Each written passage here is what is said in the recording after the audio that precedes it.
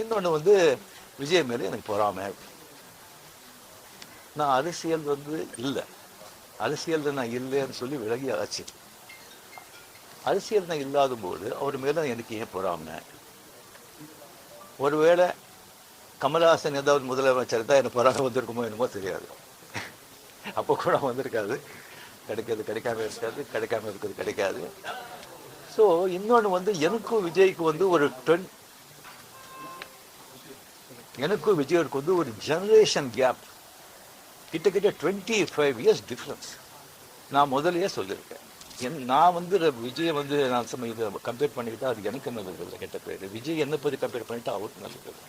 சின்ன வயசுலேருந்து அவர் பார்த்துட்டு இருக்காரு. அவர் சிஎம் ஆனதில் எனக்கு என்ன போகிறாங்க? அது இந்த இவ்வளோ சின்ன வயசில் 52 வயசில் எம்ஜிஆர் என்டிஆர் சாதனை பண்ணுறதை விட அதை விட ஜாஸ்தி.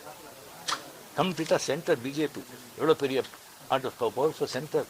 இங்கே 2 பெரிய கட்சிகளை எதிர்த்து தனி ஆளை வந்து ஜெயிச்சிருக்காங்க. அது நம்ம சினிமா இண்டஸ்ட்ரியில் இருக்கு. எனக்கு அது பொறாமை இல்லை, ஒரு ஆச்சரியம் கலந்த ஒரு சந்தோஷம்.